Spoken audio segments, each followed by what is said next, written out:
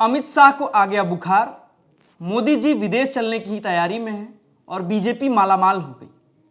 नमस्कार, मैं हूं अनुराग और मेरे साथ केशव रॉय हैं। आज शाम की 3 बड़ी खबरों के साथ हम हाजिर हैं। आपको बताएंगे कि क्या कुछ चल रहा है, क्या दिल्ली में तैयारी है वोट चोरी को लेकर विपक्ष की, मोदी जी क्यों विदेश जाने की तैयारी में हैं और अमित शाह को कैसे बुखार आ गया। तो केशव, अमित शाह को बुखार कैसे आ गया? सबसे पहले ये चूंकि बहुत बड़ा मुद्दा है क्योंकि राहुल गांधी ने उन्हें चैलेंज किया और उसके अगले ही दिन खबर आई कि उन्हें 102 डिग्री बुखार है। देखिए, आज हम भी खबर पढ़ रहे थे, इस पर हमने खबर भी की है। कल सदन में वोट चोरी को लेकर जब वो उस पर सफाई दे रहे थे कि हमने तो वोट चोरी करी ही नहीं, तो फिर राहुल गांधी ने जब उन्होंने प्रेस कॉन्फ्रेंस का जिक्र किया, उन्होंने बोला कि चलिए ठीक है, मैं चैलेंज देता हूं कि आप मेरे उन तीनों प्रेस कॉन्फ्रेंस पर मुझे आप गलत साबित करके दिखाओ, और उन्होंने समय भी दे दिया। तो इस पे अमित शाह भड़क गए थे।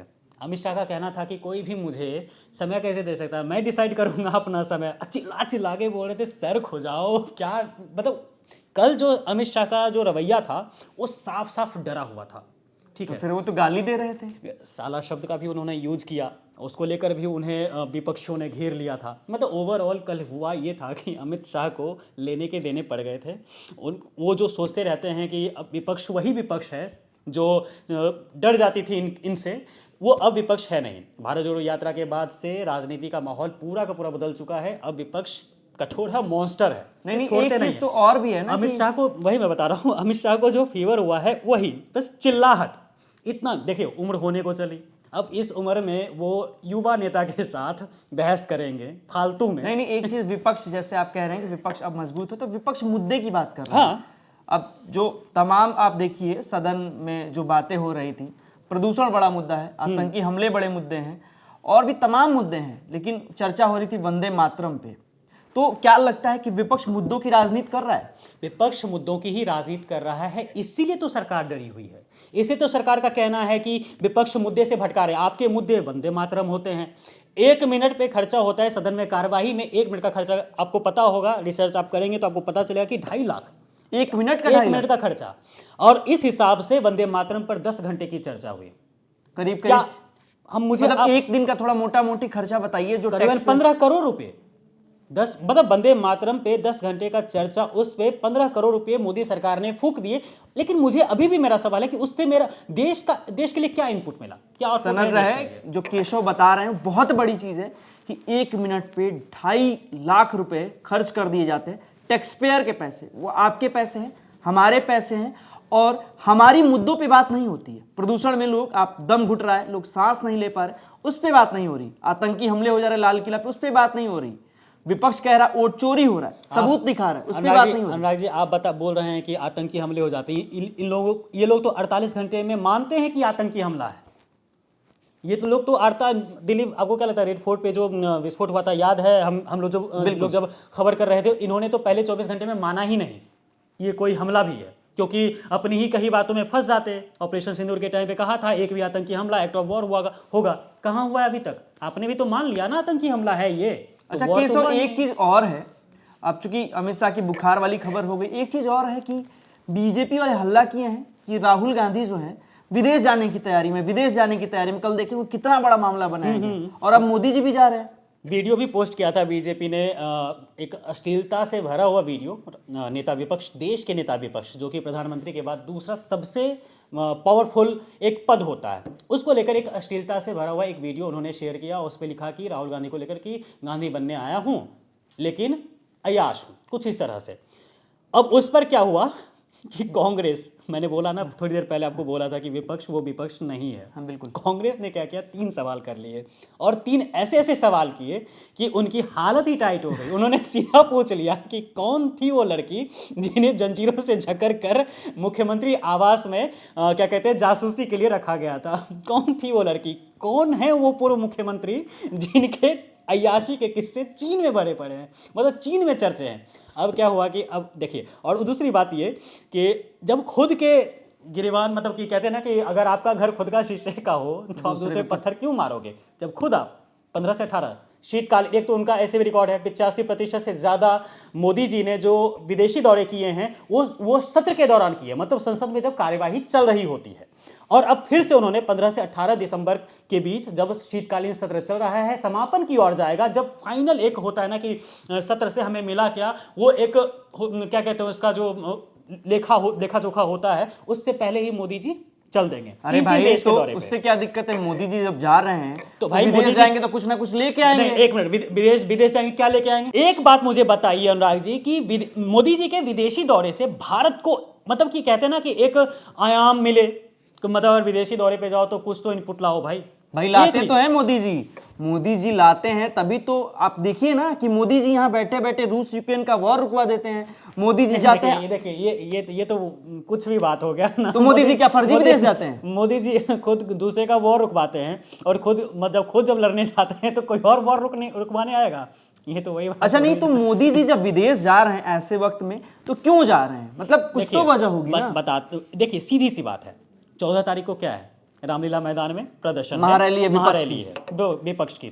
उसके बाद क्या होंगे ना, जैसे ही रैली खत्म होगा तो जनता के मन में सवाल जाएंगे, क्योंकि राहुल गांधी वहां पर कुछ ना कुछ बोलेंगे, खड़गे जी कुछ बोलेंगे, कांग्रेस के बड़े बड़े नेता या फिर जो भी महागठबंधन में शामिल है, जो भी नेता उसमें शामिल होंगे, सब कुछ ना कुछ सवाल दागेंगे, तो उस पर आंसर देना होगा ना। अब क्या है कि वो 4 दिन मस्त मजे मार के आएंगे। लेकिन एक चीज और दर्शक भी जानते ही हैं कि आंसर देने की बात ये कह रहे हैं, मोदी जी अपने 12 साल कार्यकाल में एक भी प्रेस कॉन्फ्रेंस किए नहीं, तो काहे उनको जवाबदेही का तो कोई रहता ही नहीं, जिम्मेदारी से ऐसे पल्ला झाड़ लिया जाता। आप देखिए आतंकी हमला हुआ, भूटान के राजा का वो बर्थडे मनाने चले गए, तो इस बात को आप नहीं कह सकते। हो सकता है कि मोदी जी का अपना कोई प्लान हो। आप आतंकी हमला, चलिए वहां पर देखिए, मैं कोई ऐसा नहीं है कि मैं इमोशनल नहीं हूँ इस बात को लेकर, लेकिन हाँ डेटा भी देखें तो दिल्ली बम विस्फोट में 10 से 12 लोगों की मौत होती है, तो ये भूटान जाते हैं। 26-27 लोगों की मौत होती है पहलगाम में, तो बिहार में जाते हैं चुनावी सभा को संबोधित करने। लेकिन बिहार से ललकारा था उन्होंने, बिहार से ललकारा तो था, पाकिस्तान को ललकारा था, फिर 2.5 दिन में क्या हो गया फिर इन्हें? वो तो परिस्थितियां ऐसी बन गई ना। ट्रम्प ने तो सीधा बोला, उन्होंने तो सीधा बोला, व्यापार की धमकी देकर। एक चीज बताइए, ट्रम्प मोदी जी के मित्र हैं, अब मित्र का कहना तो मानना पड़ेगा ना भाई। तो मित्र तो धमका रहा है, मित्र तो देश की बदनामी कर रहा है, देश की अर्थव्यवस्था को मृत बता रहा है, तो फिर ये विदेशी दौरे करने क्या जाते हैं जब देश को कोई इनपुट नहीं मिलता है, देश की हमेशा बदनामी होती है। ट्रंप जैसे भूरे बाल वाला वो राष्ट्रपति, जिसे राजनीति की कोई मतलब राजनीति का र उसे नहीं मालूम है, वो भी मोदी जैसे राजनीतिक जो अपने आप को बोलते हैं कि मैं तो नॉन बायोलॉजिकल हूं, मैं तो इतने दिनों से राजनीति ही कर रहा हूं, उन्हें राजनीति का पाठ एक चीज और भी है है। केशव कि लगातार जैसे अमित शाह ने कहा है कि मोदी जी छुट्टी नहीं लेते हैं, समय का बड़ी पाबंद, बहुत मेहनत करते हैं, तो एक चीज और है कि इतना मेहनत उन्होंने किया कि बीजेपी मालामाल हो गई। और दूसरी चीज ये है कि लाखों लोग भारत का सिटीजनशिप छोड़कर विदेशों में जाकर बस गए। इस खबर को कैसे देखते हैं? अब मैं यही बात बताता हूँ, मैं पहले फिर से मैं आपको ले जाऊंगा उनके विदेशी दौरे पर। अब बताता हूँ, देखिए ये विदेशी दौरे पर जाते हैं, गलवैयाँ करते हैं जम के, हाथ मिलाते हैं, हाथ छोड़ते नहीं, फोटो बढ़िया आती है कतई गोंद बन जाते हैं, ऐसा लगता है कि मतलब फेविक्विक हाथ में आ चुका हो, छूटना ही नहीं है। गले मिल जाते हैं, ऐसा लगता है कि गले पे विक्रम बेताल वाला नहीं मामला होता है, तो वो बन जाते हैं। तो क्या होता है ना कि देखिए हर कोई ना डेकोरम से चलता है। अब आप डेकोरम से चलिएगा नहीं तो उन्हें पता है कि आप कितने हल्के आदमी हैं। यही हुआ इनके साथ, इन्हें लोग समझ गए कि ये हल्के हैं, इन्हें कुछ नहीं हल्के नहीं है, हल्के तो है। 56 इंच की छाती है, हल्के नहीं कह सकते। वो पहलगाम हमले के बाद, ऑपरेशन सिंदूर के बाद हमने वो 56 इंच को 26 इंच होते देख लिया था। वहां पर मत जाइए, फिर मैं बोल दूंगा बहुत चीज। नहीं भाषा की मर्यादा, क्योंकि भाषा की मर्यादा इन दिनों बड़ी खराब चल रही है। बीजेपी ने जिस तरह की चीज शब्दों का इस्तेमाल किया, देश के गृह मंत्री सदन में जिस तरह की भाषा की मर्यादा बना रहे हैं। अनुराग जी बताइए, उस कुर्सी पर कौन बैठते थे? सरदार वल्लभ भाई पटेल, जिनको लेकर ये लोग जानबूझकर उनका नाम लेके नेहरू जी को घेरने की तैयारी करते रहते हैं। अरे उनकी तो आपने मान रखी नहीं, आपने उन्हीं की कुर्सी पे बैठ के नहीं तो आप इतना मोदी जी पे भड़के हुए कहाँ हैं भाई? आप एक खबर बता रहे हैं तो आप भड़कने की बात नहीं है अनुराग जी, भड़कने। देखिए जब देश की चिंता पेट भर जाए और सोने में ही हो ना, तो उन्हें भड़कने का कोई हक भी नहीं है। हाँ है, हमें है, क्योंकि हम भी टैक्स देते हैं, हमारे भी टैक्स के पैसे से अगर मोदी जी 3-3 देशों में घूमने जाएंगे और अवार्ड लेके आएंगे, उस अवार्ड से क्या यहाँ बेच के हम क्या एक भी गरीब का पेट भर देंगे? आप बताइए। नहीं, आप अगर मैं आपको अवार्ड दूंगा तो क्या आप उस अवार्ड को बेच के किसी गरीब का पेट भर दीजिएगा? नहीं भरिएगा ना। नहीं, तो आप जब विदेशी दौरे पे जाते हैं तो कुछ तो करके आइएगा ना। और आप विदेशी दौरे पे जाते हैं, बोलते हैं कि हमारी बहुत इज्जत है, तो भारतीय लोग भारत की नागरिकता छोड़ के वहीं पर क्यों बसने? अच्छा केशव, एक चीज और भी है कि मोदी जी की बात तो हो गई, और जो ये वोट चोरी का मुद्दा जो उठाया जा रहा है और जो रामलीला मैदान, दिल्ली के रामलीला मैदान में जो महारैली है, उसका क्या असर होगा जमीन पर? देखिए, असर तो आपको 3 प्रेस कॉन्फ्रेंस में ही पता चल गया। जो अमित शाह माथा खुजाते हैं, मोदी जी निकल जाते हैं। नहीं भाई, बात तो है, वो सबूत जो था, वो सबूत राहुल गांधी ने खोल कर रख दिया। सदन में भी विपक्षी नेताओं ने भाषण दे रहे थे राहुल गांधी की, वीडियो आया था, जारी हुआ था, तो लोकसभा का था वीडियो, ठीक है। पीछे में वो ब्राजीलियन मॉडल का, हाँ, ब्राजीलियन मॉडल की तस्वीर लोग दिखाने लगे थे। लोकसभा अध्यक्ष भड़क गए थे। हालांकि विपक्ष कुछ करे तो वो भड़कते हैं, पक्ष की तरफ से तो साला भी बोल जाए तो एक बार भी आपत्ति तक नहीं जताते हैं। आप लोकसभा, क्या आपने ओम बिरला का एक भी वीडियो बताइए जहां पर अमित शाह के साला शब्द यूज करने के बाद उन्होंने आपत्ति भी जताई हो? बताइए, मैं खुल के पूछता हूँ, है जवाब आपके पास? नहीं, ओम बिरला जी पे आप कोई भी बात नहीं होगी। बात होगी कि बीजेपी मालामाल कैसे हो गई, क्योंकि बीजेपी बात करती है सबका साथ सबका विकास। बस वही विदेश यात्रा। अब मैं फिर से कितना पैसा कमा लिया, कितना खजाने में? देखिए, अभी फिलहाल जो उनके खजाने भरे हैं वो करीबन 10,000 करोड़, मतलब समझ रहे हैं। कांग्रेस के कितने हैं? 1 पॉइंट नहीं भी कुछ तो $2 बिलियन।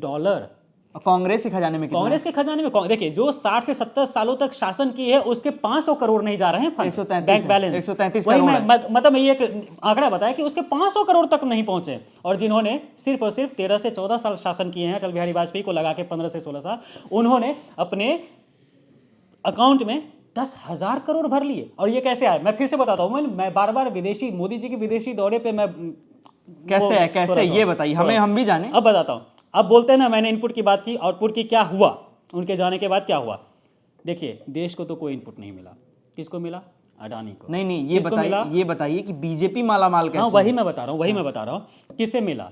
जब मोदी जी जाते हैं तो आप अगर फिर से क्रोनोलॉजी चेक कीजिएगा, न्यूज़ कैप्सूल ने भी एक वीडियो बनाया था जिसमें उस न्यूज़ कैप्सूल ने बताया था, और वो भी वीडियो मैंने ही किया था, कि कैसे मोदी जी जाते हैं और पीछे से अडानी को काम मिल जाता है, कैसे उनके कॉर्पोरेट घरानों को काम मिल जाता है। तो वही कॉर्पोरेट घराने ही तो इन्हें चंदा देते हैं।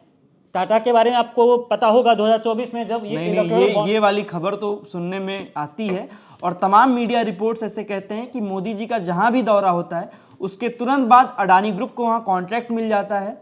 और यही लोग इंडिगो क्राइसिस में भी कह रहे हैं कि एयरलाइंस को जानबूझकर कमजोर किया जा रहा है, क्योंकि अडानी ग्रुप एयरलाइंस में इन्वेस्ट करने वाली है। और उससे पहले आपको पता होगा, पायलट प्रशिक्षण संस्थान जो था उसे भी खरीद लिया इन्होंने, 800 कुछ करोड़ में उन्होंने खरीद लिया है। तो यही मैं बताने की कोशिश अनुराग जी कर रहा था कि ये जो विदेशी दौरे पर जाते हैं ना, तो उससे देश को कोई इनपुट नहीं मिलता है। इनके दोस्तों के जेब भरते हैं, इनके दोस्तों के बैंक बैलेंस भरते हैं, इनके दोस्तों बिलियन में खेलते हैं, और वही बिलियन में जो खेलते हैं उनमें से कुछ 1-8% हिस्सा जो नहीं होता है कि बोरे में भरा, तो इसका क्या मतलब? तो एक आध गिर गया तो चलो फंड दे देते हैं, तो फिर काम आ जाएगा। अच्छा, कुल मिला के इस पूरी बैठकी का जो लबोलुआब है, वो केसो कुछ 5 ऐसी खबरें जो जिन पे हम बात कर रहे थे, उनको संक्षेप में बताइए दर्शकों को, जो देर से जुड़े हों, उनको समझ में आए कि हमने क्या कुछ बात किया और क्या खबरें थी। देखिए, हमारी जो खबरें थी वो ये थी कि मोदी सरकार जो है, मोदी सरकार की ही क्या ही बात करें। मोदी जी खुद ही खैर बहुत महान हैं, तो सरकार की बात नहीं करते, मोदी जी की बात करते हैं। मोदी जी विदेश यात्रा पर क्यों जाते हैं? सबसे पहला मेरा जो है, इसका जो जनता समझना चाहेगी, मोदी जी जाते हैं यात्रा पर, विदेश यात्रा पर, देश को क्या मिलता है? कुछ नहीं, उनके दोस्तों के अलावा। दूसरी खबर ये कि अमित शाह कुछ भी बोलते हैं, उनको फीवर आ गया, अपने से छोटे उम्र के नेताओं से बहस कर लेते हैं, उम्र होने चली है, समझने को तैयार नहीं है, हो गया कांड, हो गया 102 डिग्री फ़ारेनहाइट फीवर हो गया। अब चलिए, न्यूज़ कैप्सूल की तरफ से हम उम्मीद करते हैं, आशा भी करते हैं कि वो जल्दी से जल्दी ठीक हो जाए। लेकिन भाई थोड़ा सा तो मानना पड़ेगा ना कि अब आप बूढ़े होने को। तीसरी खबर क्या है? तीसरी खबर यह है कि बीजेपी मालामाल कैसे हुई। वही विदेशी यात्रा, जैसे जाते हैं वहां से लिंक जुड़ता है, वहां पर चीजें उनको मिलती हैं। टाटा ने 2024 में इलेक्टोरल बॉन्ड के बैन होने से पहले 700 कुछ करोड़ का अकेले इनको दिया। चलिए भाई, ये तो पूरी वो लेके आए, रिपोर्ट लेके आए कि पूरा पोल ही खोल देंगे। तो हमने बताया कि क्या कुछ है। अमित शाह को बुखार आ गया, मोदी जी विदेश जाने वाले हैं, और कांग्रेस यहाँ पे महारैली करने वाली है, बीजेपी मालामाल हो चुकी है। तो हम तमाम इस तरह की खबरें आप तक लाते रहेंगे। न्यूज़ कैप्सूल से जुड़े रहिए और हमें देखते रहिए, और हमें बताइए कि हम जो बात करते हैं, जो खबरें बताते हैं, वो कैसी होती हैं, क्या होती हैं, आपको क्या लगता है न्यूज़ कैप्सूल को देखने के बाद।